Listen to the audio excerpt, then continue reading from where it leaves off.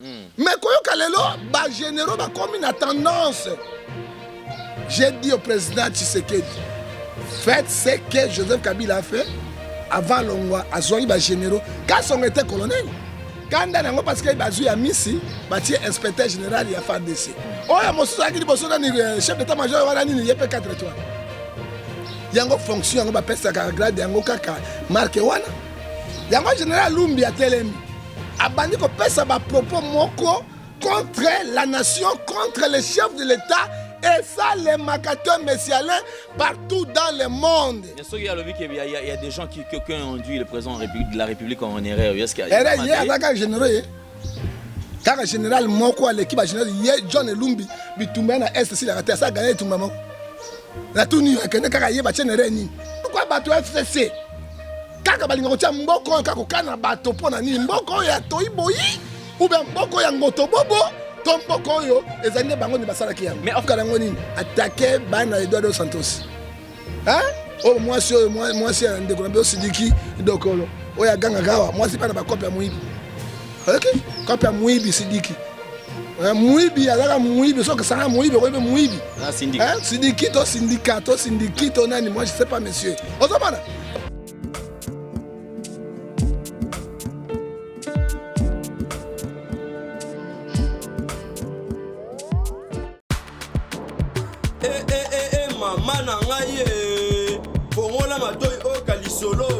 Moi na Londres maman Gisnovit a même biso la solution pour l'opposition nzoto na biso yo muto beta ba tempo et ça la 15 à 20 ans ici la kate moi na Londres a lobby solution ezwami somba kaka Gisnovit pakola na nzoto na yo na ismen ya bamba nzoto kokoma leke poete muete gu balapa solution ezwami mpona baposition nzoto na biso kobanga te yo moto osala 15 à 20 ans tampo esilaka te mikusa na nzoto makodia mapalata bokono nyonso oyo etali position nzoto na yo 19 eye na solution mwana Londres aye na solution kobukana te livraison nango eza partout dans le monde kobukana te ndeko na ngai solution ezwami bona kozwa biso eza nango facile plus 44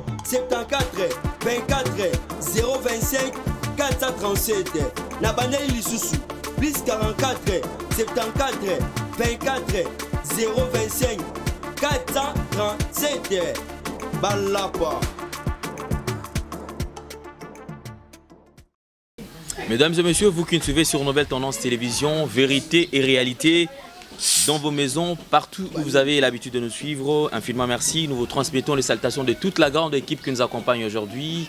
Et à la prise de vue, nous avons Gédéon, Laure qui assure le filmage et également la réalisation qui est assurée par Jordan Panzou de tout le temps, tout le jour. Infiniment merci à tous nos partenaires, donc en commençant par Yadjani Sita qui nous suit depuis la Suisse. Je penserai aussi à Chouchouna Tati, la véritablement femme d'affaires. Merci au commandant en chef Blanchard Kadhafi, Montomoko bien, Kouloutou.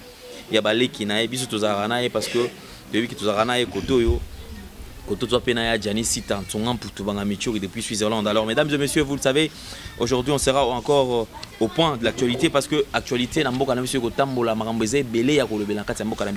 mais avant, Nazwana nous prophète du peuple, la bouche autorisée, prophète Ngefa, je crois quand même. Moi, parenthèse, je vais fermer ça tout à l'heure. Merci Nabino tout au besoin couper sa confiance par rapport à la fondation Nabiso Fondation dès le cœur de la nation. Tobanda déjà descente Nabiso autre Nimsamwanda Motokozwa Tokope Salmandoko. Nous avons déjà une représentation à niveau ya poto. Donc Yozan a besoin il y a pour soutenir fondation dès le cœur de la nation. Ozana Bilamba Oyo Okobo Mananda Konayo Oyebike Osaila Galesusute. Il y a des gens en Amboka Nabiso Bazana Katia Pasi. Bah, on a des difficultés au qui peut soutenir Bango. Alors il suffit tout simplement vous allez en contact Nabiso, tu peux Sabino pe numéro Nabiso ya poto. Tu la qui Sabino Neko Oza déjà chargé ma camion surtout donc ma Marie M5 depuis Liège en Belgique, na Pession Bote je crois que naye biloko comme pas na épée et comme la bande connexion surtout. Alors Jordan Panzou, si nous parlons le même langage, je crois que ça va se condenser. Il y a quelques images, il y a Fondation dès le cœur de la nation et nous allons nous retrouver tout juste après. Soyons sensibles aux cris de détresse et surtout que ça paraît faible mais ça sauve des vies. Merci beaucoup. Suivons ces images et nous allons nous retrouver tout juste après.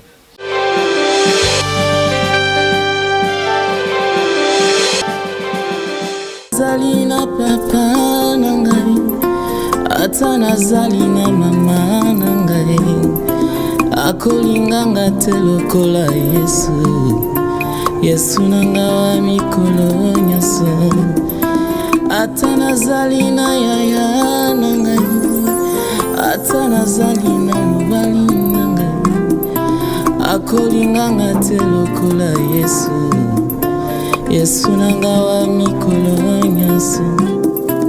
Oh ya ya ya ya oh ya ya ya ya apui nanga se oh ya ya tikanga na kanga mana yo elika nanga oh ya ya makasi nanga Yesu elona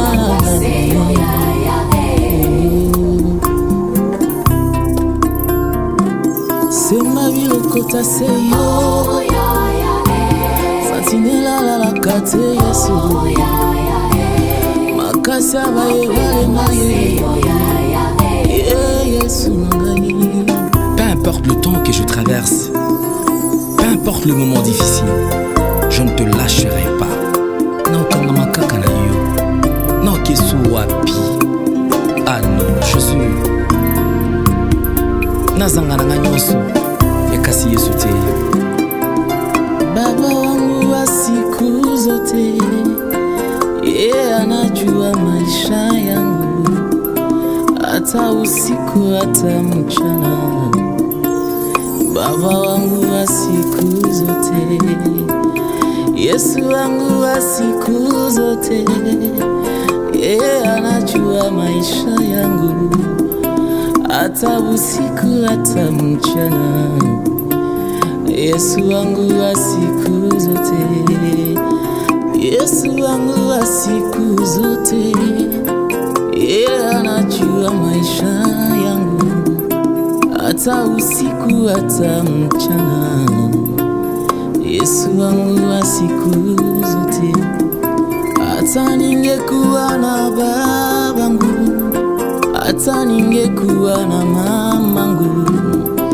hata nichunga sawa na Yesu Yesu wangu wa siku zote hata ningekuwa na mke wangu hata ningekuwa na mume wangu hata nichunga sawa na Yesu Yesu wangu wa siku zote oh ya ya ya ya oh ya ya ya ya akwenda ngase oh ya ya tikangana diplôme les lois à tous pe aleka na l'école BT mais ba kuti na formation akompe ingénieur ko qualifié pe akamusi pe mon donc pona mwana to tala mambona mikolo ko ya so nzamba suli biso o le temps encadrer mwana atako bricolo na siko ba l'accès na ninga ya solo ko aza pe nina okiko bunda na mikolo ko ya donc merci beaucoup au moins ni te bete ka to nzamba pate la vie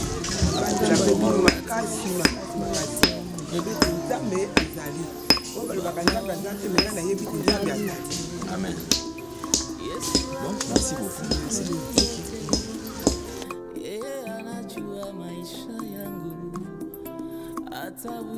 Toka Monica tiki jamu kumba ekomi kilo pona akimi na ye. Bande ko suba ko yesu ba meki lisusu ba bonyi ba subiyo ba matisi otama moni susu ke mbala moni soki okomi suki toko aye na ye. Moni mbala moko tokolo ba ke eza erreur. Mi balé toki ko lwa peut-être eza erreur mais ce comme ça 4 c'est que c'est erreur c'est comme volonté na yo moko. Or mutu mota ko ni maki abe sa vie na ye. Vraiment tout fan na ba mibali na tuti kama ona toluka mbongo malamu mwani mama ndio azabu azobunda bino pe azotia bino maboko mais eza boye ekomi mpe na ntango moko ye apema biso tolukela ye mpe abanda kolia na ye abanda komela ozomona lelo soki molimo nzambe azwi molimo tala mpasi na ye oza yango nayebisaka bango ntango nyonso ngo nzambe apesa mwa makasi boye ntango yango ya koprofite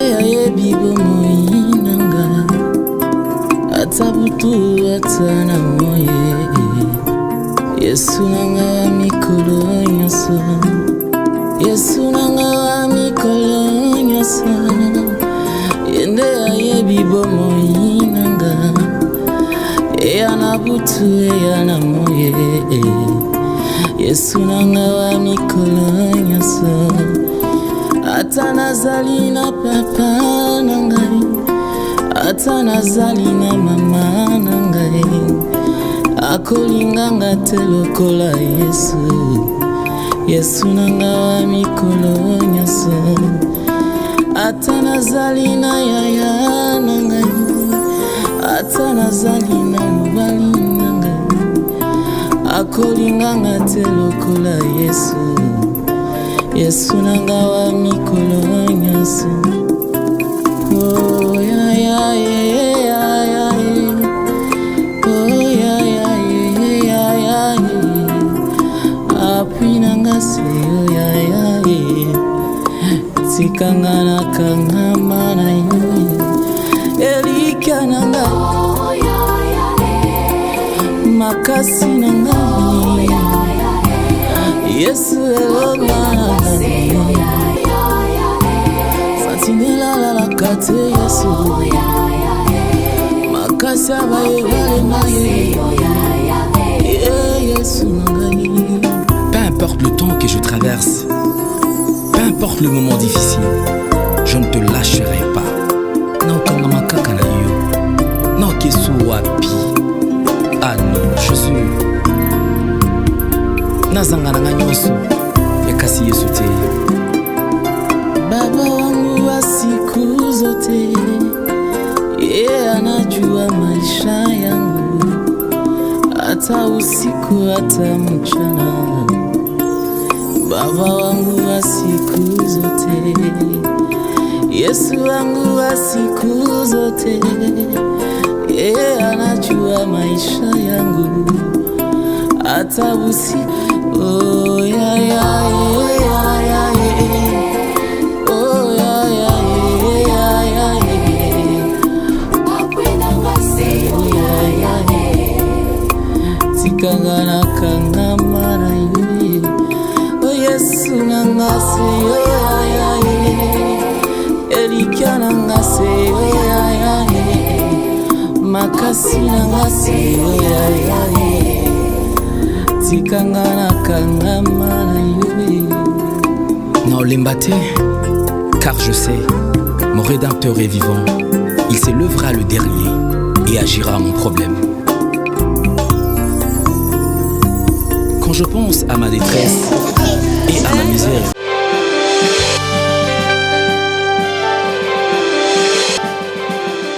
que moins de 10 mètres. Alors, ce qui va mbula makasi, mi balé misatu mbula makasi beti awa. Yona bana, nanda boko suka ndenge ni papa. Érosion oyo. Et okuta biso. Voilà. Oyo nyonso eza lupango na biso. Ah bon? So tali balabala ndenge lekeli, tali kulu. Balabala ngone lekeli kuna. Voilà. Kolo. On te fait quand tu cambi. Voilà, balabala ndia mwana.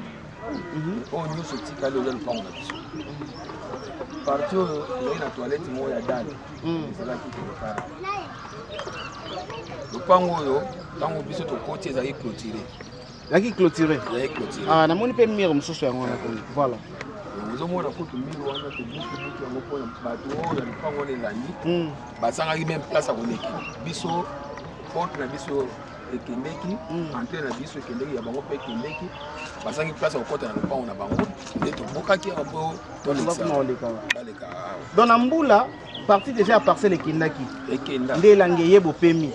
Dans Mbula soke bandi lisusu boko risquer nyoso pe bokei. Bon, awa eza eloko moko ya eza lokola ke moto aza na voyage makolo eza na nzela. Voilà. Bon. Soki otali ke non tozotala sikoyo ke biso na bana ebele boye. Soki tolobi kodeplace wana ezosenga fo bozala moyen moko malamu parce que place bozokende bozwa esika ya bino moko. Ya bino moko voilà na bino na kati ya lupango. Ya bino moko na kati ya lupango. Orphelinat à place ba 2-3 portes. Voilà. Tant bozwa place ya bino moko ekosenga ke bozala siko na possibilité to na bato bakozala na makoki ya koaider bino ezali bakute ke chaque mois. Voilà. Parce que soki te bokopesa pe garantie.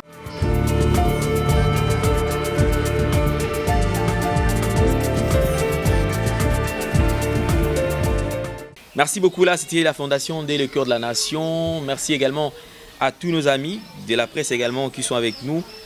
Samantha Ifoji et ma bonheur Mbotenae. Je penserai également à Tatiana Osango. Déjà, nous avons le plaisir, mesdames et messieurs, d'avoir sur ce plateau Prophète Ngefa, la bouche autorisée. Prophète Ngefa, déjà j'aime bien sa façon de communiquer, franchise et surtout, il y a des hommes rares.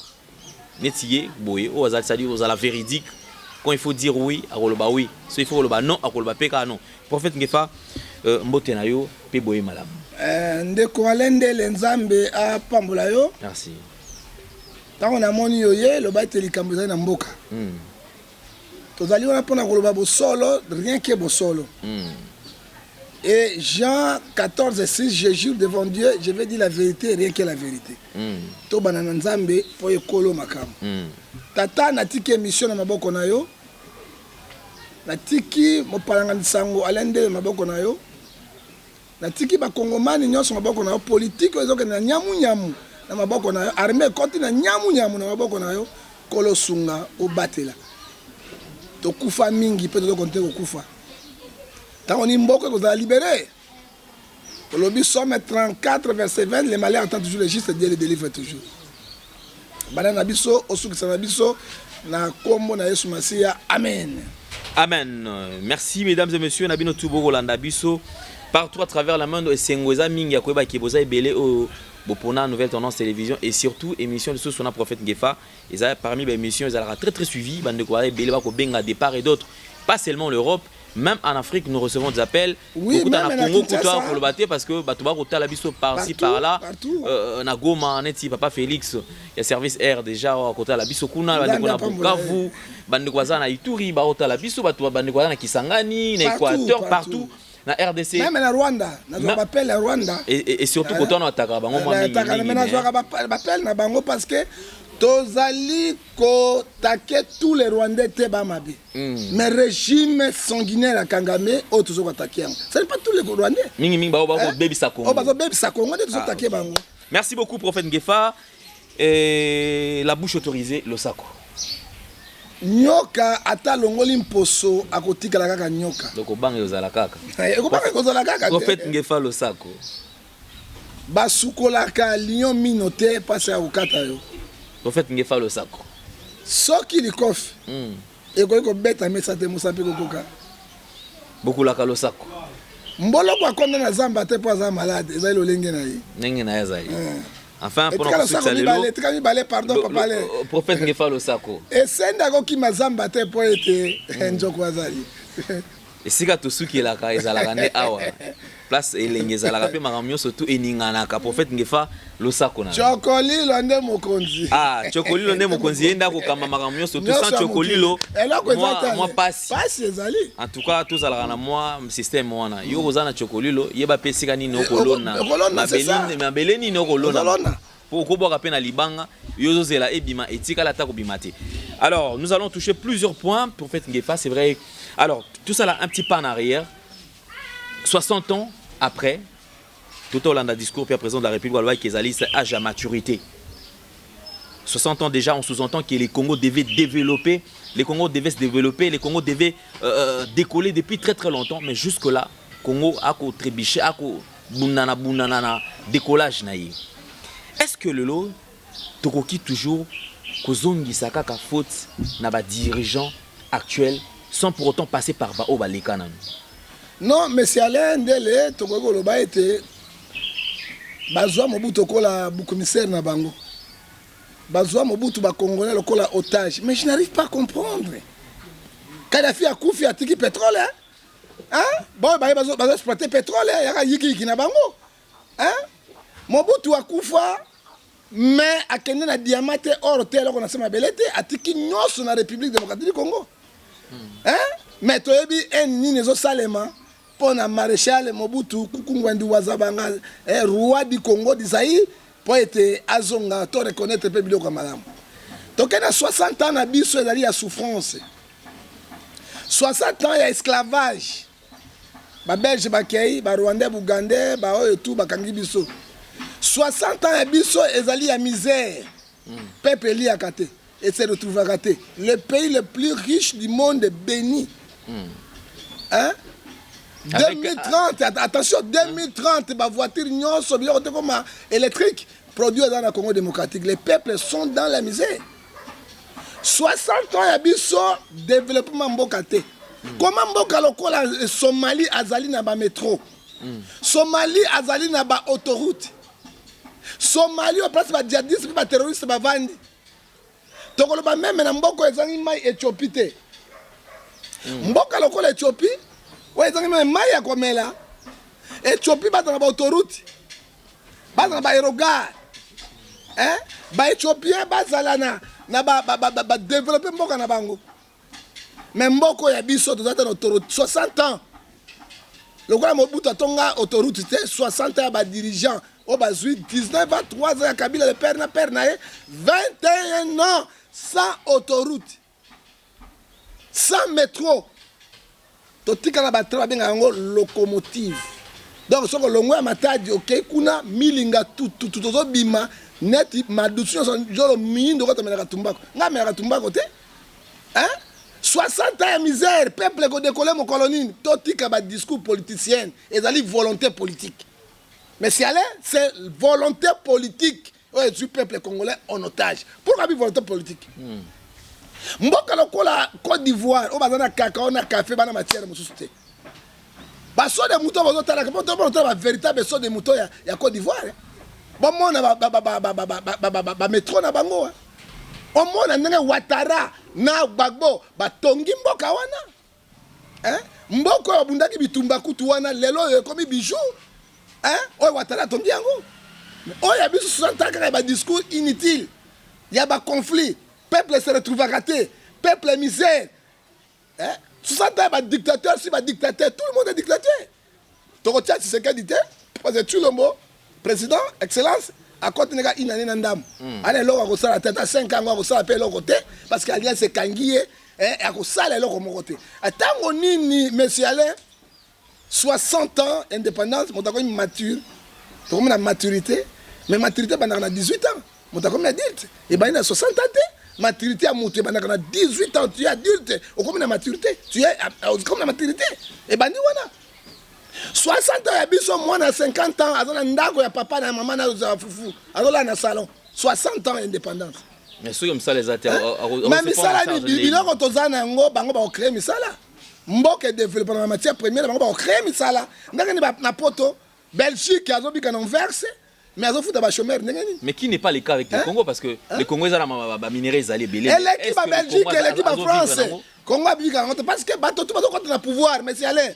Tikatoloba mbongo wana bazo zuango na ba poche na bango na basi na bana na 10 bureau na 15 bureau 60 ans na mona teke ya indépendance mbongo ba pesa na hôtel 1 million 2 millions de transactions et ça ma pas ba bien en espèces et ça la raté 2000 euros sur na carte de 2000 euros contre magasin aux autres mango en espèces donc interpellé aux mbongo wapi 60 ans de dépendance de Massaro à la banque centrale avant 6 mois na mobali awa a tché ba dollar te ko le mois na mobali voilà hein 60 ans de dépendance et pillage dans la République démocratique du Congo laissez-moi de dire la vérité hein 60 ans de dépendance parce que quand tu Kingo tous années indépendante to ko lobanini hein mboka est sous-occupé et mboka na occupation mboka est développé raté Belgique hein à Congo démocratique, Burundi, Rwanda.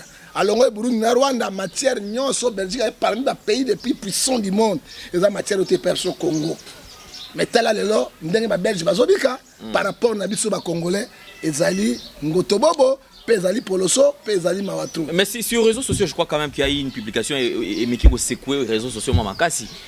Déjà, Moko ya l'obéli ya peuple a que na 60 ans, na 32 ans à Mobutu, na 18 ans à Joseph Kabila. Joseph Kabila a construit plusieurs routes par rapport à 32 ans à Mobutu. À Tikala la réalisation qui est limitée. Ok, le bani. Batika, la comparaison n'est pas raison. Au moins matière première, Nzamba Salabo, ezaka libanga ekolaka. Hein? Au moins libanga ekolaka te ko munene, ba diamana ba or. Na kwa bisa ndeko wana. Ba Belge batiki Congo démocratique ata ndako ya 4 étages te. Ba Belge batiki Congo na hôpital mibale Mama Yemo na clinique université. Ba Belge batiki université moko ya Louvanium kaka oya Kinshasa campus. Même à Lumumbashi te. Ba université à Lumumbashi Kisangani Mbandaka partout c'est Mobutu ka construit. Totika motema mabe. Mais c'est bon qu'on reconnaître. Est-ce que c'est possible de reconnaître Kabila pendant le 18 ans?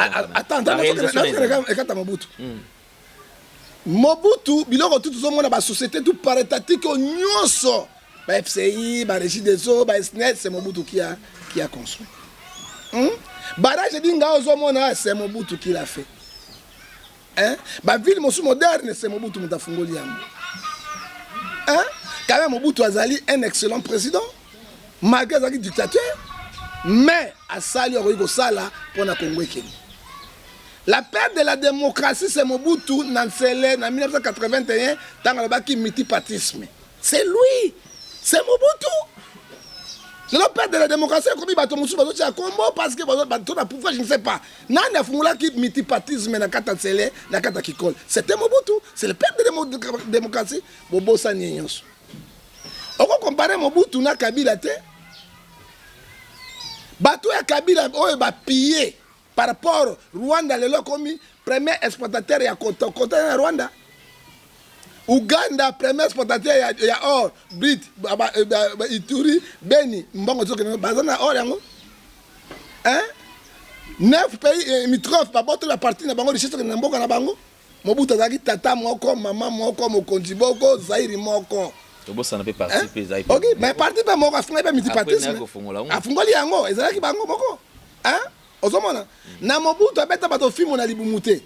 Bango ba ye mobali akoka pasa libume kokeka na mwasi pa mona ka règle et soit kana kobota mais bango ba ye ba beti mibali ba fimbo na libumu ba awa to zu to benga ka mosomba c'est na lingala na français c'est hémorroïde olandi yango ba bimisi bato makile na fimbo na bango ba piye mboka ba bomi bato hein ba sali le côté par rapport à Mobutu atikela ki bango moi banzela ba sali oui. Quand on dit que sinon c'est Koufa. Balandaka oyo lobama kino Congolais yo kaka na film. Hein? Congolais yo na film démocratie ça film démocratie débat d'idées. Ça on va mettre film plus qu'un dictateur. Ya koleka. Hein? On na film mais enseignement na koloba koyoka. Hein?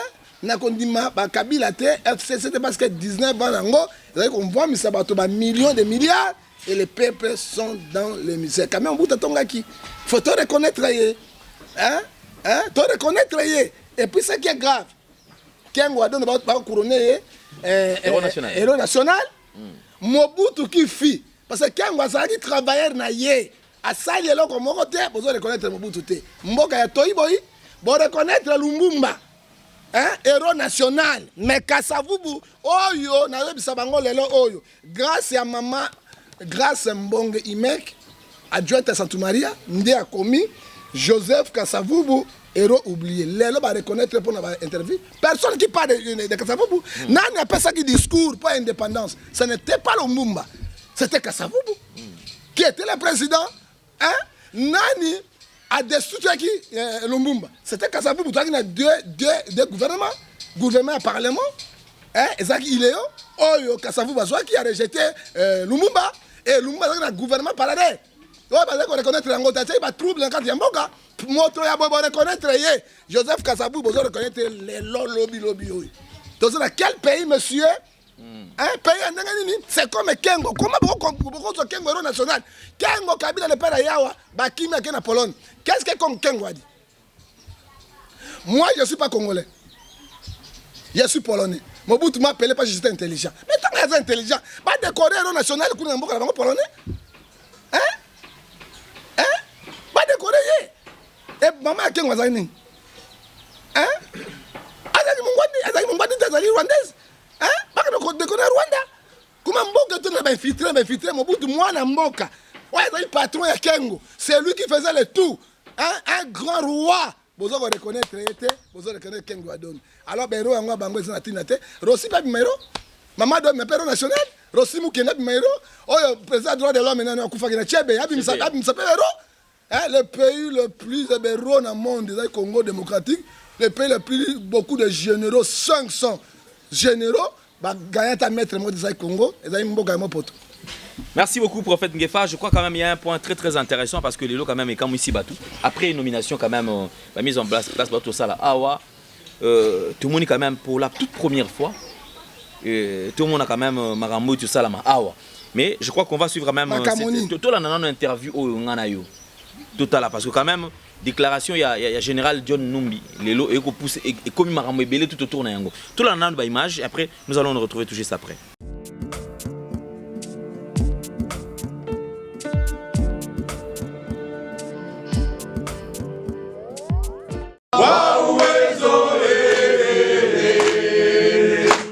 Les notables katangais, avec en leur tête le gouverneur honoraire et le premier du Haut-Katanga, Jean-Claude Kazembe Moussonda, sont allés réconforter l'un de leurs en la personne du général John Numbi Tambo, qui n'a pas été reconduit dans ses fonctions militaires. Plusieurs personnes ont effectué ce déplacement jusqu'à la ferme privée du concerné. Ici, c'est un message d'unité que lance Jean-Claude Kazembe Moussonda. Toto ya Katanga mu famille yote amukosake mambo mambo ya famille banatengenezaka mu famille Joseph Kabila kamil kukosea unirumie ba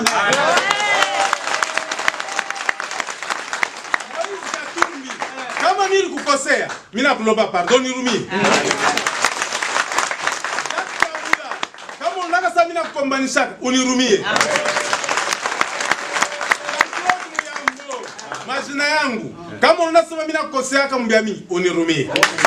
Citoyen congolais né au Katanga, il fait cette plaidoirie auprès du président de la République. Joseph Kabila n'est pas ton ennemi, c'est ton frère. Les problèmes des Katangais, les problèmes des Congolais seront résolus par les Congolais.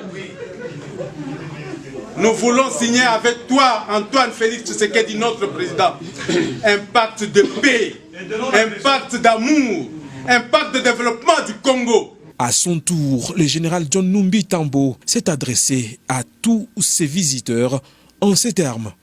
Le président Félix n'a pas arrêté dans toutes les réunions de dire « Je compte sur la rigueur légendaire du général John Numbi ».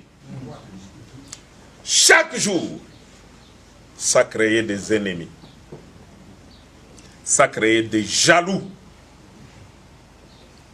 Et au finish, ils induisent le président en erreur. Je ne suis pas un agneau. Cette cérémonie s'est clôturée par une visite de sa ferme sous la satisfaction de tous qui ne jurent que sur l'unité katanga.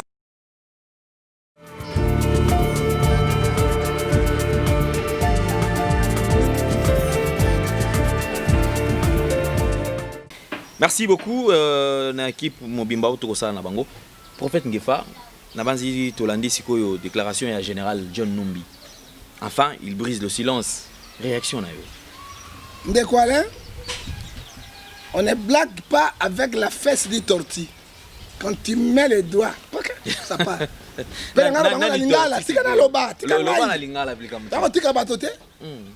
Français lobby, on ne met pas les doigts sur la fesse du tortue. Quand tu mets, Dans les kati. Na lingala lobibu. Batiaka mosapi na lisoko ya kobate. Oyoki? Okala on azolo bana yo. Yokanga ina mongala te. Okanga mo Congo te. Comment sont les pays à sous-occuper? Qui est qui? On ne sait pas. On n'est pas à comprendre. Mokonde Zarabo, qui dirige? Pour moi, je connais, c'est Chilombo Tshisekedi, président de la République. Le général prend quand même le courage. Il a eu quand même courage. Comment un général bat destruction en fonction, tu restes le général. On peut se battre tel propos envers le chef de l'État ou le commandant suprême de l'armée. Mais que dit l'article 188 de la Constitution? L'armée est non à la politique. À politique, armée, non à la politique. Non, François Moussou, à politique. Donc, à la politique. Armée est neutre dans la police pour surveiller nation, bâtonner va bien. Mais quand les généraux comme une tendance, j'ai dit au président Tshisekedi, faites ce que Joseph Kabila a fait avant l'Ongwa, à Zoï, généraux, quand on était colonel. Elvis était le colonel. Alors, le colonel, l'officier, il y a 3 pètes qui a tient un commandant de la ville. Il y a un général provincial. Elvis commandant à pire intervention. Alors, le colonel, pourquoi pas Chilombo, il y a solo, Soki Penza, Moussala, il y a solo, à cause du colonel expérimenté pour attirer les généraux pour fonctionner. Il y a 500 généraux, c'est quoi le lot, il n'y a pas de mais il y a des retraités, quand il y a parce qu'il y a Missi, il y a inspecteur général, il y a FARDC. Je vais expliquer comment. Fonction est partout dans le monde. Fonction, c'est fonction chef d'état-major général. Kabila n'a pas dit parce que à Bomba John Lumbi s'est payé pour déclarer. Le dossier est bien. Le chauffeur n'est pas bon. Alors, tant que tu as habité sur la terre, tu as John Lumbi. Soit tu as inspecteur général à FARDC. Mais inspecteur général à FARDC, il est plus gradué supérieur que chef d'état-major général. Parce que lui, il contrôle le chef d'état-major. Quel est le rôle du chef d'état-major général? La fonction de les gâtés. Et c'est la gâté, c'est la gâté.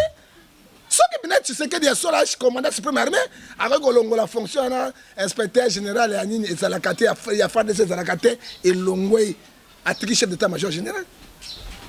À Kamaï Tango fort, à sous 4 pètes. Général de corps d'armée, Simango maréchal. Mboka oyo, Mboka moi pour tout. Oh, mon sous-aki de chef d'état-major, il y a 4 étoiles. Yango fonction yango bapesa ka grade yango kaka marque wana yango général Lumbi a telemi abandi ko pesa ba propos moko contre la nation, contre les chefs de l'État et ça les macateurs messialins partout dans le monde. Il y a des gens qui ont induit le président de la République en erreur. Est-ce qu'il y a un général car général moko l'équipe général John Lumbi bitumba na est si la ça gagner tout maman. La tout nu, l'équipe qui ne gagne pas changer au bimi mita au de l'autre côté. Mais en fait, il fallait qu'il a gardé silence. Non, avant garder silence, elles ont montré à autorité à chef de l'État. À chef de l'État, à toi, il faut dire la vérité. Hein? Président de Bango. Bango président Bango Kabila. C'est ça le problème. C'est ça qui est très fort. Mais la tout ni auditoire militaire Nangoni. Outrage envers les chefs aux Oluka. Hein? Montazo Boudé président Ozaline Ogope qui s'engage Batoba Sanganate. Qui est John Lumbi ici au Congo? Il n'est pas même ministre de la Défense. Hein? Il n'est pas même premier ministre. Hein? Bah tel propos incendiaire, bah tel propos, il y a un petit valeur, il y a tel propos, il y a comme menacer chef d'État en fonction. Ça dit quoi? Attends, mais qui fait Tshisekedi dans une coalition, faut respecter quand même. Naza moto Tshisekedi te. No bali ya maman benga nini papa. No bali ya papa benga nini maman. Mais tout le monde a quand même valeur ou yabiso. Dans le état d'urgence on a France 24. Hein? Le président Tshisekedi a l'état d'urgence. Donc il dit que John Lumbi a l'état d'urgence, Kabila a l'état d'urgence. Donc il dit Tshisekedi, c'est pas ça de connaître le président. Hein? Pourquoi bato FCC? Kaka balinga kotia mboko kaka kana bato pona nini mboko ya toiboyi ou bien mboko ya ngotobobo. Tombokoyo, et Zane Bango de Bassalaki. Mais en fait, Lelo n'a pas déclaration Bango Soto. Est-ce que tu penses que tous ils ont engagé Kaka FCC? Parce que j'ai suivi dernièrement Lambert Mende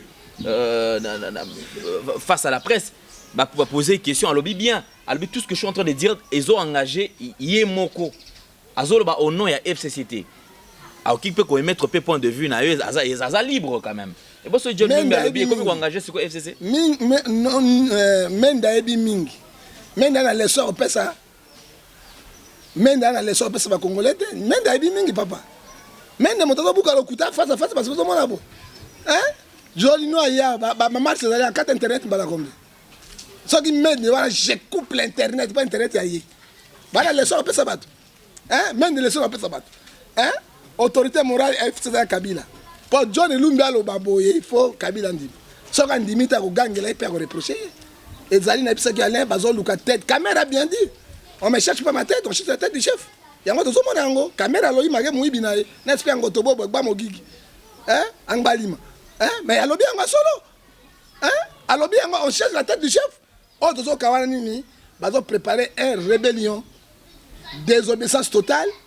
Oh FCC zo Luka yango. John Lumbi et Bazol Luka coup d'état ce qui va rater constitution coup d'état militaire et aucun coup d'état constitutionnel hein aucun coup d'état constitutionnel tout le président Fungula Miso parce que les mal et comme le Congo à tout moment et bah Congolais va se préparer l'article 64 de la constitution parce que biso pouvoir et la majorité populaire non majorité parlementaire pouvoir surtout se préparer na likambo bato baniko préparer yango avant fin de l'année. Je te dis en tant que prophète de l'internet à Kinshasa. On pensait que la vitesse qu'avait engagé l'appareil judiciaire à Mboka Nabiso et n'a que continué bon après procès à Vital Kamerhe. Les lots l'enterre eux écoutent l'appareil judiciaire le sous-sous. Prophète Ngefare. Et où tu n'as ni à l'endel. Olonga Saint-Paul bilamo la Saint-Pierre au Saini.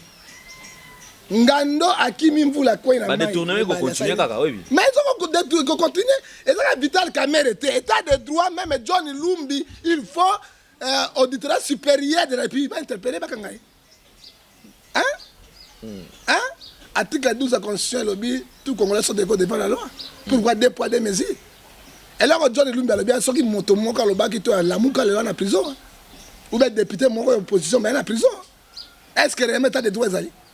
État de droit sur la caméra était détournement total les autres salement.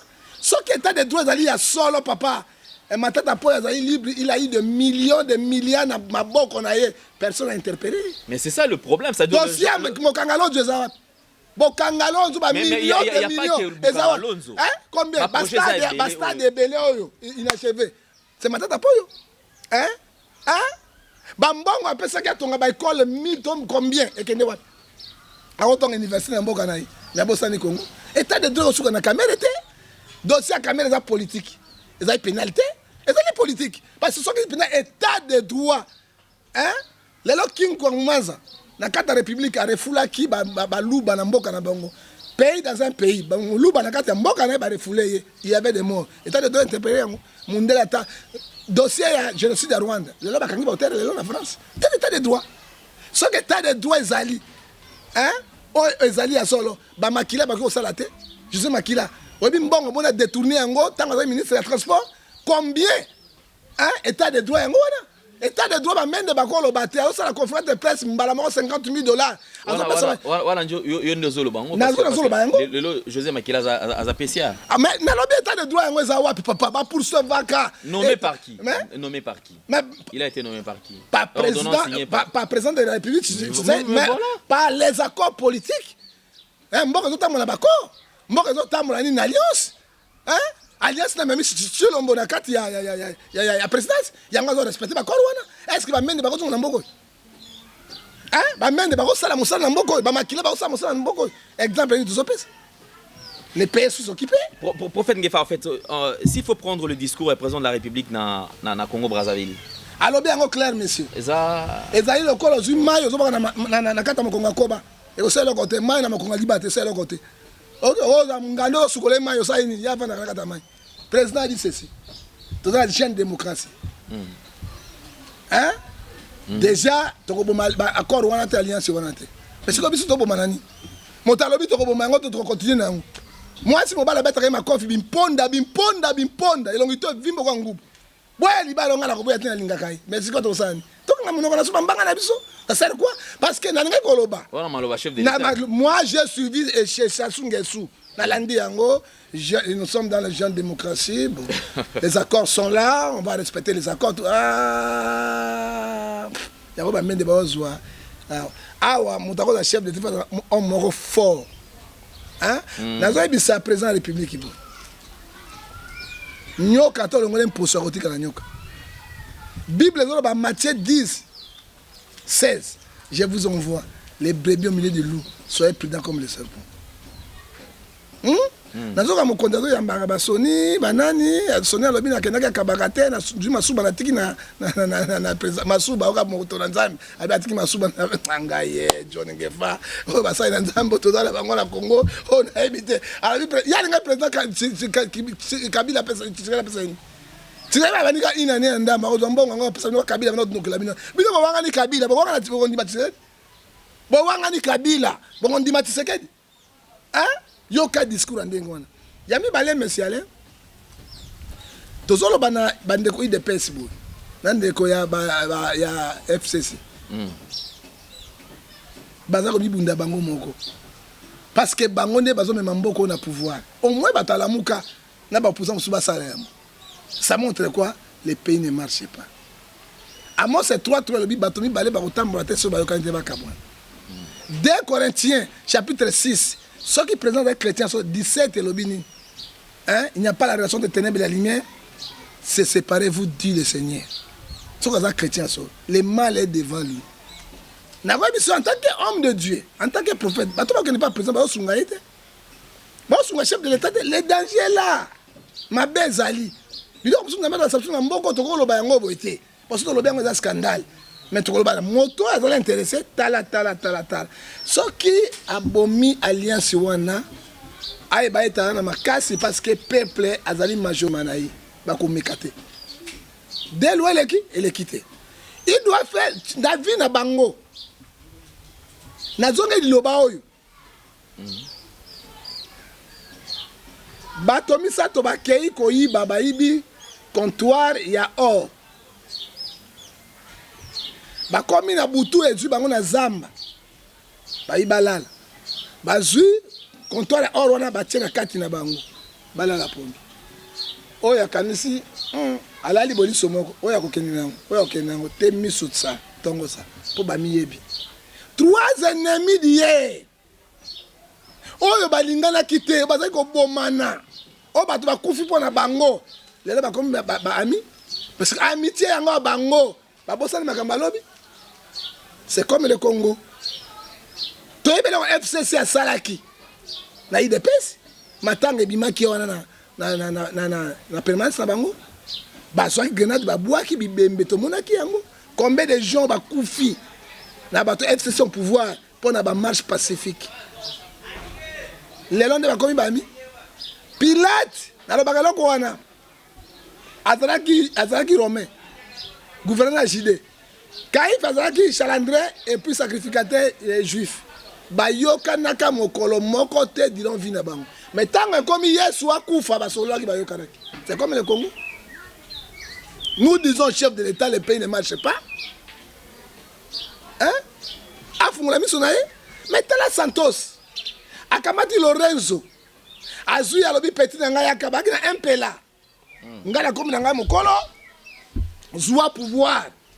Mais battre l'intérêt dans la bande nangai na battre nangai nyonso na saki de mon impile. J'ai félicité le président Lorenzo de l'Angola. C'est l'exemple à suivre. Mbongo bozo ko senge pa mindele. Lorenzo zongo en Angola. A timo diamante hors tenité. Qu'est-ce que Lorenzo a fait? Après 3 mois, ABC président a dit viens à poursuivre parce qu'il a pas pouvoir. Mais bâtonnon nyonso na bana na on poursuivre bango bazo sambongo ya l'état parce que na komia wa nazali moto ya l'état nazo représenter l'état angolais. Santos anga sala onga président parti memio a sali congrès moi en tant que président de la république a sali congrès ba longoli ba de Vienne ni Santos. Aka na kubuna prostate na sika za na kuna nani. abi viol na prostate moi mangundu ba bon ça mangundu pembe.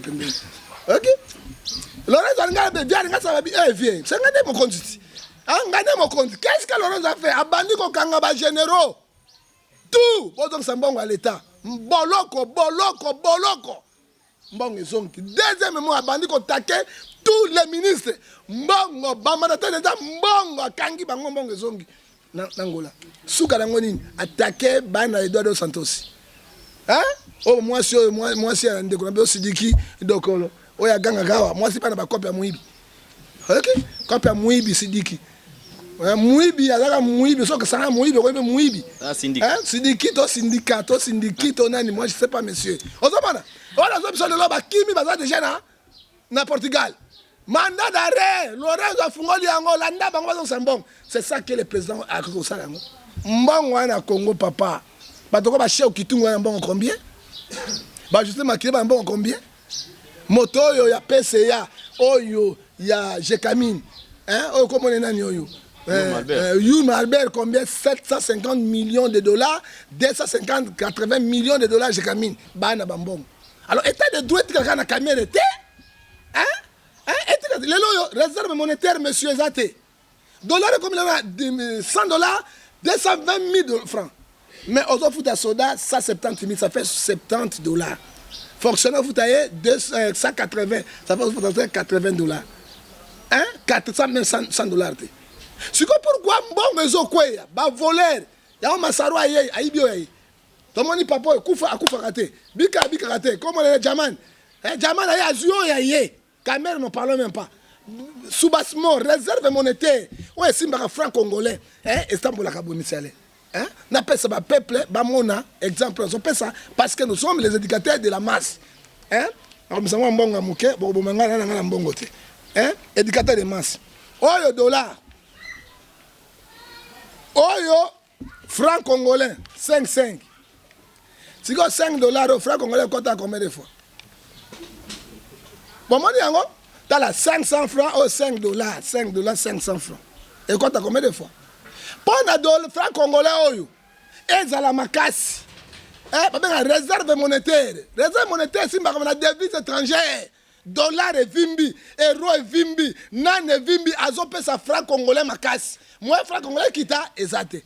Tango dollar et benani boué. Tu as franc congolais, souffrance. Bon, on a état de droit. Ce qui est des droits ezali mbongo yango ezokende wapi conseil des ministres basalaka ministre de finance tozomona mbongo zo gouverneur banque centrale mbongo ke wapi gouverneur banque centrale ndaka intervenir à lobby nous n'avons pas les réserves monétaires ezatene na jongo kamere na chaman jamani bika kate kufa kate j'ai fait mes suicider que na kufa na baloko te akufa kate mbongo ya bato ya Congo donc c'est un côté hein yango ezaka mboka ya pasi pour moi état de droit ezaka quoi ya maloba mais bazotala oya bango mais l'action est continue à noter parce que sur état de droit ezaka solo Kabila a connu peut passer devant la justice pour se justifier au temps 19 ans ya salaki makambo ba fausse commune ba bomi oye sali katinango ba sala katinango Jean-Pierre Bemba n'a jamais été dans la République centrafricaine ezalaki ba soldat na ene bazalaki. Maintenant, les Aleka qui na tête. C'était Jean-Pierre Bemba, il a 10 ans de prison. Hein? Pendant l'état de droit, il y a battu à Repona, mais l'état de droit, quand il y a bien été, parce que l'état de droit, il y a seulement monsieur John Lumbi, Lambert Mende, John Lumbi, président du Parlement, député Moro FCC, Bakoy Goteni, Balangage. Il y a marqué une discipline envers les chefs de l'État. Il faut justice, c'est ça la moussana. Mais en fait, en ce qui concerne le conflit entre le Parlement et la présidence de la République, en fait, comment on est parce que le lot quand même confusion aux autres. Conclusion d'ango, hein? Allez, au moment de l'élection, on a na boy sanga bato. OK? So ina kwa ina ndenge na ngai so ina zui na élection na zwa na ndenge na boy ba conflit ya bato ozomona mais yo mona wapi parlement pouvoir exécutif na présidentiel pas dans un conflit président donne l'ordre ya ko signer arrêté premier ministre Sabine o ko bino signer na ko signer ngote et ça crée une confusion mais confusion qui dirige bah voilà qui dirige qui oh le garant de la nation à présent le président de la République qui le signe mais ya lobi nga na ko appliquer en côté président de la République a signé Kingu Kakumwaza PCA ya chemin de fer na Katanga ministre à finance ya portefeuille à Vandeli ya ngabo ko signer le document masala kate qui dirige qui point d'interrogation na boy outrage en fait chef pour bino bozo yango o ba John Lumba zo sala outrage te o soko lobiawa ba luke na makambo ezama wa mingi président fungola miso na ye hein Ephésiens 5 azobisabiso 14 toi qui dors avec toi l'internet est clair. Alors on va faire quand même tout ça là passage en clair côté Nabino parce que ça domaine Nabino prophète Gefa je crois juste après le discours du président de la République na o Italie déconfinement il y a ba parti alors et Salama qui en partie le dirigeant des églises m'a prouvé mécontentement na bango mais monsieur Balobi le président de la République ne pouvait pas et encore qu'il est chrétien il ne pouvait même pas privilégier ba discothèque ba terrasse et côté kananu ba église base la les 15. Bon, monsieur Alain, na moni baninga bazali bazo zelebele. Na moni bilongi na bango se kangami. To luka pe mo ko aussi la télévision si la raté ngefa za na ye. Yo oko zelate. Et tonga depuis kangama. Ouais, kangama yango la ngefa za na ye. Président ça il faut ça faire. Les autres on dit le président za chrétien. Oh.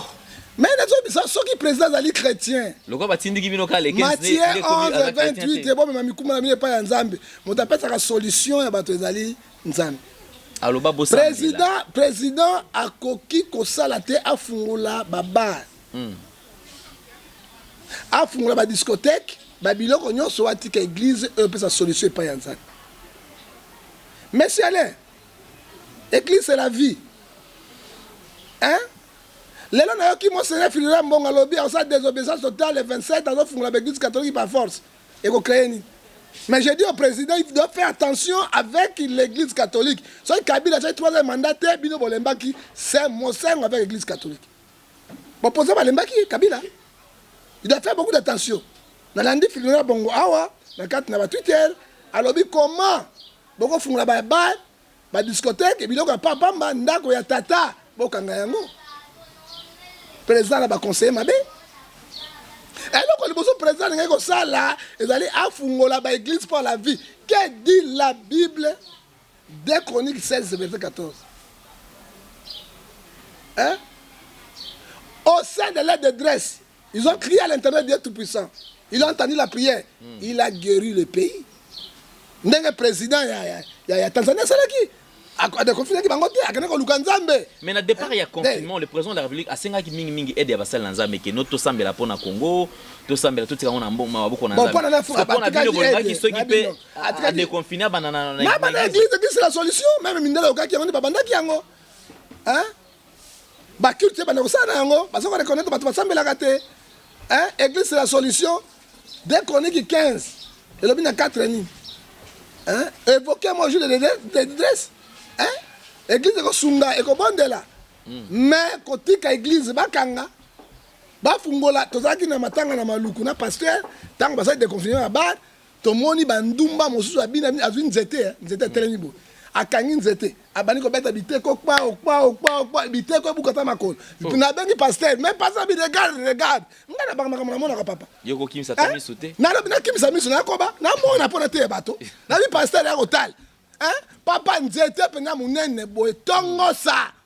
hein moi soit on a boula pena bakata njolo comme la solete papa bite ko gba na bi nzete bato sali nini hein mais tel est psychologue président dans l'église parce qu'il va passer par des éducateurs de masse to ko bisa attention malade des ali bokeba bozo ba précaution alors quand l'église sukula maboko na ndako na yo ba pasteur ba tiki ba pasteur ba DJ nde allo tozongeli mouvement comme bango na kati na lifeli. Est-ce que vous avez déjà pris les dispositions parce que tout le monde quand même église catholique a relaxé ndenge nini bato bakoya tant ba ya na église distanciation sociale ils la respecter la mesure barrière ils la respecter la disposition to tika ndenge wa zanda ba disposition non mais oui ça va ba disposition cacher quand même ay ba biso gouvernement biso pouvoir biso monsieur toza mawa loi moko ils ont protégé ba homme de Dieu zate depuis cardinal na bima mezate toi la protection te Non, moi, ça dans Zambébo. Bah, on l'a encore combat. Et dans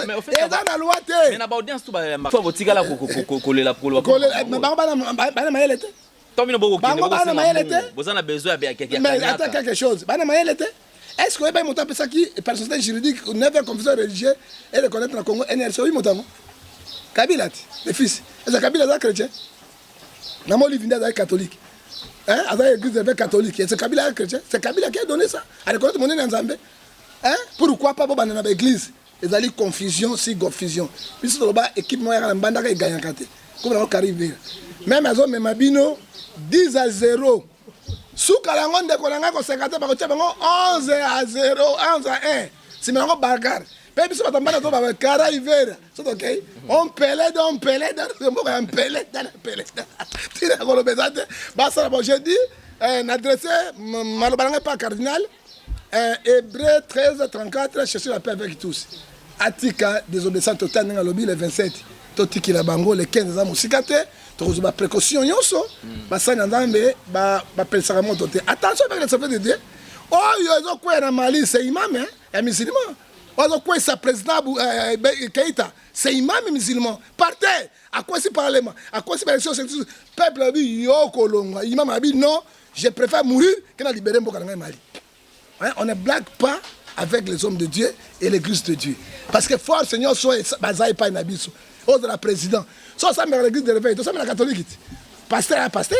Soit ça mais la catholique, soit mais l'église de réveil. Na musulman, pasteur. Mais là que sungamboka yangoana, alors mboka so tambola. Na bato kitiste belé.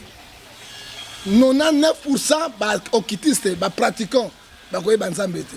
Mais Bible biso Somme 34 verset 20. Les malins attendent toujours le juste, Dieu l'en délivre toujours.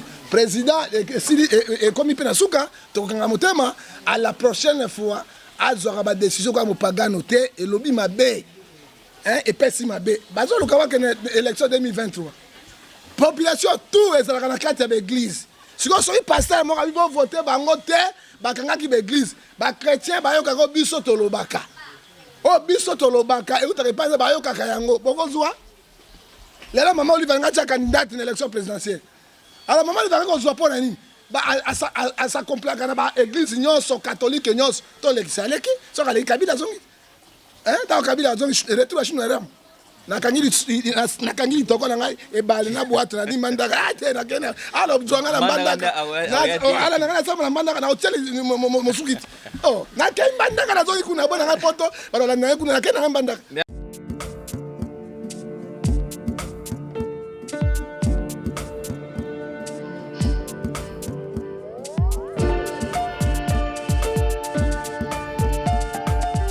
Joyeux anniversaire, Botokolo ya mbote. D'ailleurs, pour moi, c'est on a botaillé na clinique. A botaillé na mdonto te a botamaki bien. A botamaki te ko pesa ko mo na Zedéon. Mon fonoa Zedéon. Aza mwana na biso moko to bokolié. Aza pena le sel mongala oyazara dou onaebi. Oui, moi j'ai connu Gédéon depuis 2010. Et banine kala ya longtemps. Boza makambo abota maladie ko tunisa biso tango nyonso me pona ngana ndimaki te menza masana ya sungi ndenge akona ngonga o na ndenge aza mokola lelo. Aza heureux lelo ya parler sur la vie à Gédéon, c'est vraiment un petit. Il est un garçon vraiment très sympathique. Irréprochable. Aza moto ngambela makasi za tunisa makasi. Anniversaire joyeux anniversaire naie, bavé à bonheur et à longévité et à prospérité. J'ai dans les lois trop na sepeli mkola botama na yo. Il voulait juste lui souhaiter joyeux anniversaire. Je sais bien qu'il ne sait pas. Nangi juste na souhaiter joyeux anniversaire na ngai ndeko na ya quartier. Ma fleur belée ça na osenga na kaka na pour anniversaire za la rappel jour il y a introspection. Ambula komi na ngo na pesi merci makasi ndenge moment où akuna mbula na o azo koma na mokola lelo. Donc à continuer na humilité, na simplicité, na douceur wana penzamba bakse so ba mola ebele. Joyeux anniversaire mon frère.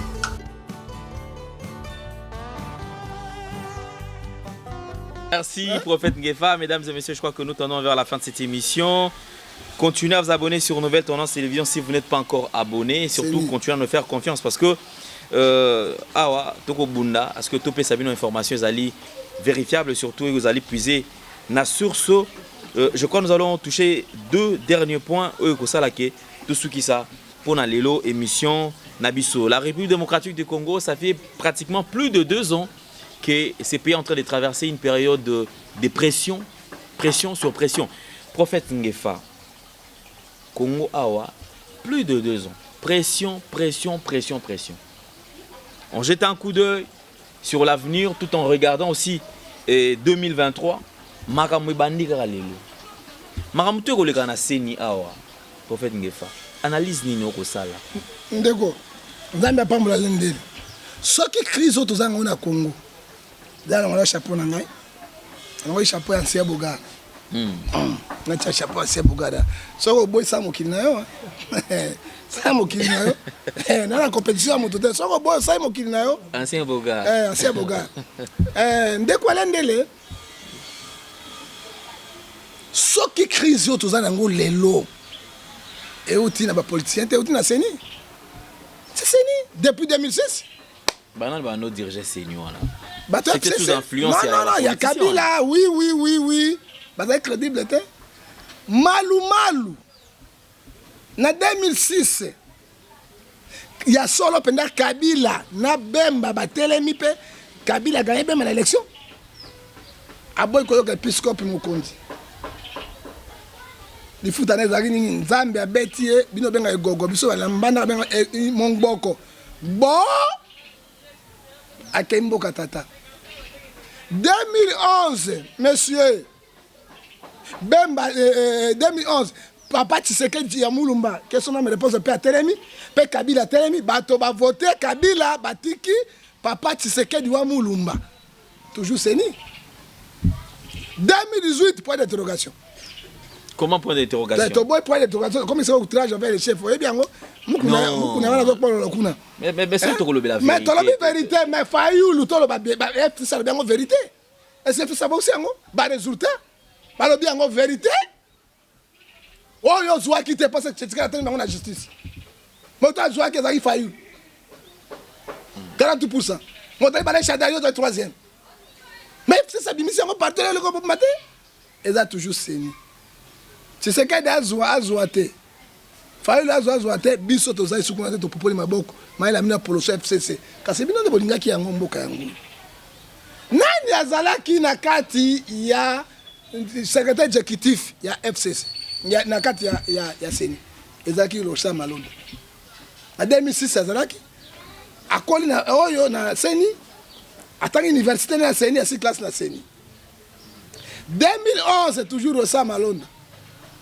Résultat peuple on va voter ba pesa vote na bango ba voter gâté bango ba nomaka bango nommer yango moi ba parti mosu na kata kitisa ba AI ba AR aérobase parti aérobase et le monde traite comme ikuna pour ba ça influence na bango majorité parlementaire 2018 même chose c'est l'équipe Ronsard Malonda en 2018 c'est lui le technicien secrétaire exécutif secrétaire exécutif depuis il y a en charge les grands techniciens pas comme manipuler machine na renommé na Seni prophète Ngefa Lelo Ronsard Malonda en 2018 résultat Seni est présenté et publié comme président de la République Félix Antoine Tshisekedi Tshilombo. Il est actuel président de la République Tobeti Maboko on a le qui Ronsard Malonda. Parce que Ronsard Malonda a sali que a publié président Fachi. Le coup là, Mokambia Mboka. Lelo, ce qui a joué en tête, il y a Seni. Comment tel me l'éponani. Mais ce qui a sali qui a Ronsard Malonda na papa nani bana mikumba. Bana mikumba connaît nanga sous l'influence de FCC. Hein? Kabila ndenge l'élection bani noté et Basile Sabengaki. Il savait. En Afrique, c'est comme ça. Hein? Moto, on a manipulé parce que tu as la présidence.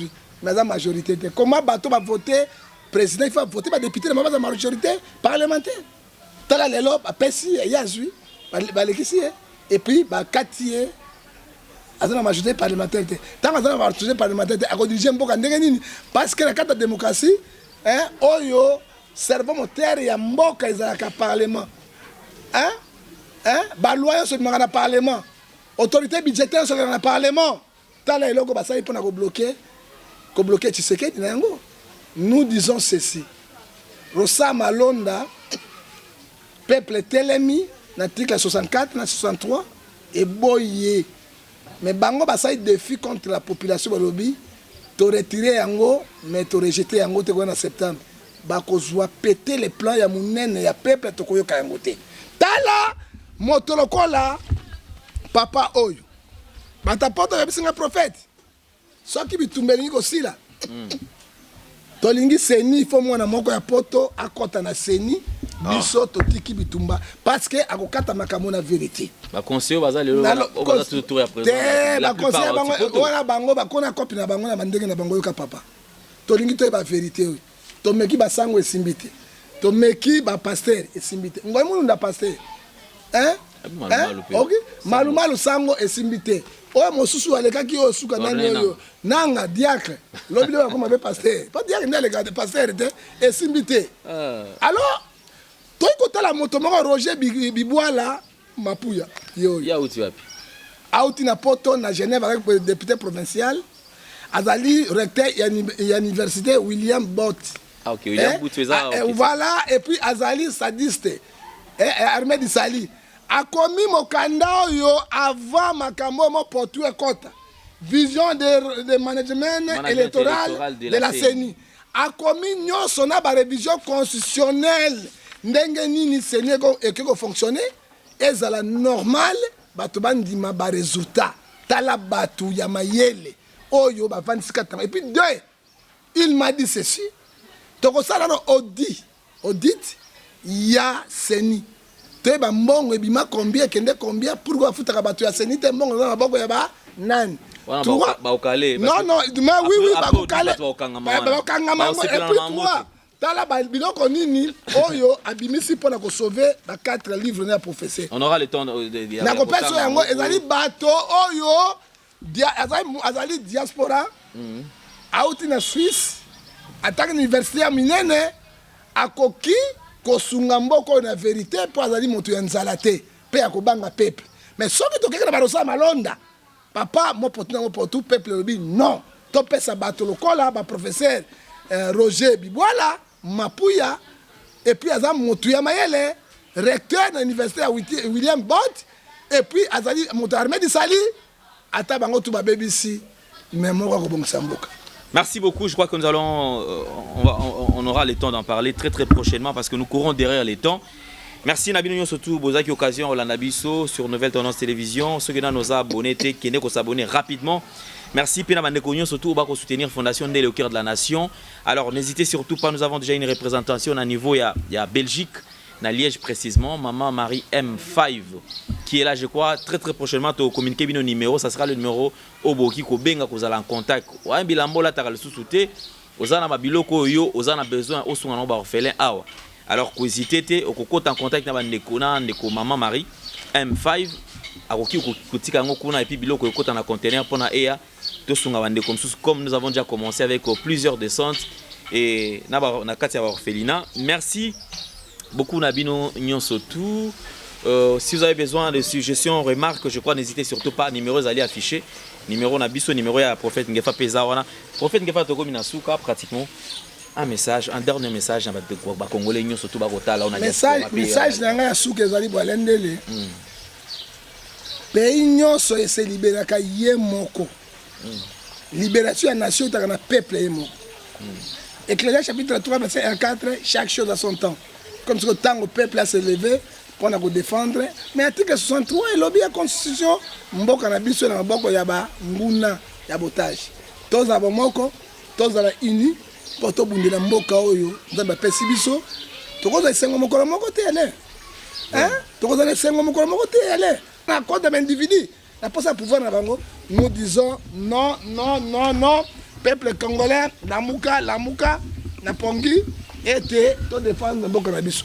Alors na pesi numéro dans WhatsApp 0043 89 610 49 41 okozwanga sur na 0043 81 807 26 78 pe privé nanga 00 283 99 99 42 937 na pesi mbote na mama na ngai batondoko itojo edoxy oyo eleki na Genève oyo eleki basi nyonso na mokili na kitoko et puis na pesi su mbote na papa Ngefa ancien bogar roi de Borsalino aleki na ndele na bogar anela sa bien Ngefa aleki yo ndele aleki yo wala mwete ya mama edoxy Ngefa na Genève nambe apambola yo na pesi professeur de la SAP papi Ngefa na kata Zirike petit yo yebi moko kolata kitoko ya ngolo nzambe apambola yo elanga pe ngesi la zela mokumba za mokila nako balukata petit nanga balukela yo ngana na maseki nako balukela na pesi mbote su na mama Brida mwete ma Brida mwete moi azo dende ko moi chocolilo muke au nom de Jésus kolo apambola yo na pesi mbote na Eric Lele boye molamu Eric pa umeli boye molamu na kata mboka na ebita boye boye Eric nga komi to ebite lelo lobi me yaka to zela maboko polele boss Eric Lele ndamba pambola yo to pesi mbote na lisusu na président Gauthier Bele roi d'Angleterre roi de Chocolilo ba congolais miso makasi ndokite Gauthier noir oko se fité na famille batamindele akomi roi Angleterre siko atikala na mbongo mibale aboya dollar aboya livre sterling aka mbongo mibale le pays le plus populaire du monde ezali mbongo Chine na ya ba-indien so ka bati mbongo mioka ebimi so ka bati mi ezo so pala ka Gauthier Bele so ka bati mbongo ko bo franc congolais donc mbongo ya tina ta mo potu yo kala biso ba Gauthier Bele ko la bambola yo président wa Roma na kati ya Angleterre papa merci mingi na matanga ale na ngipe contribution na bino ba journaliste ba pasteur ba kabagate ba journaliste na ba pasteur ndenge moko bino botelema ba pasteur bino ba journaliste ba kabagate na moninga ko film matanga ko sotanga okufa tanga lango eba ebe me jeudi mercredi déjà na zakuna nkolo apambola yo na kasi mwa chocolat goya et que ça nga moi bien pona to kunda mutuana et papa na bike waro mabi équipe repolateur biso zali apona bino on va les soutenir et to pesi mbote na apôtre Elias Pedro mes condoléances mon apôtre au père de papa na yo bazali mokonimone na ngola kolo apambola yo tozana yo ensemble véritable apôtre autre tient arrangé il y a Adina Bala to moi Adina Bala to tient arrangé il y a vrai pasteur vrai apôtre to tient en Afrique centrale to tient na papa Baruti pe to tient na papa Kelani to sukiwana et to pesi lisumbote na papa Guillaume Eloni tout la mwisi prospérité élévation tika papa tika kosekale tika to bani na Yesu to sukisa Yesu to sambela kiale tika nga kosekanga tika na loba na zoloba yo mwana moto osali bilanga teme Mercedes Jeep et comme les 15 ya lettre ko na aéroport na Njili ML 2021 et puis ML on a allé on sait que tombe d'abord non on a et ça ba ordinateur tous les papiers ma bezo longola tala muta bi papa sali mingi osunga Guillaume Eloni tout la musi vimba soko boy sa mokili na yo et to fukisa to pesi mbote lisusu Yesugite très moko na ba kongomani nyonso ya mokili mobimba surtout alendele yo mo PDG na bango to bo sanité et to pesi mbote na Tatiana Osango ye pena za motetele yo solo aliaka pondu na loso to boy ba tete aliaka makema na misuni ya bato oso mo mister femme to boy bino awate to ngi ba tete lo kwa Tatiana azola maloso na ena pondu bato tu batali pondu boye to le pondu na loso to boy baleka makema na misuni ya bato nzambe apambola yo et puis to sukisi na mbote ya suka le ete bolinga kongeza kati na biso to pesi mbote ya suka na nkaka oyi motango to bengi ye moningo to bengi te mwana mbandaka papa pisanga lo saka suka te lo sako e kila lo konde fa pekato ndeko langa soko ko to koli na mbandaka na boye en tout l'année na benga 6600 bords simboka nani wana Laura Sokoko Soko boy zwa grenade ya rouge yango tchala munoko keno panzana likobo ya Gagame na James Kabare po banga boma congolais na suki wana. Merci beaucoup prophète Ngefa, tout le plaisir était le nôtre de vous avoir sur ce plateau. Merci également na bandeko nyonso surtout au basu occasion à Kota Labiso. Continuez toujours à vous abonner sur Nouvelle Tendance Télévision. Si vous avez aimé cette émission, dites merci à Gédéon Loy qui était à la prise de vue. La réalisation était assurée par Jordan Panzou. C'est par-ci que nous mettons un point final. Portez-vous bien. Bye bye. À la prochaine. Au revoir.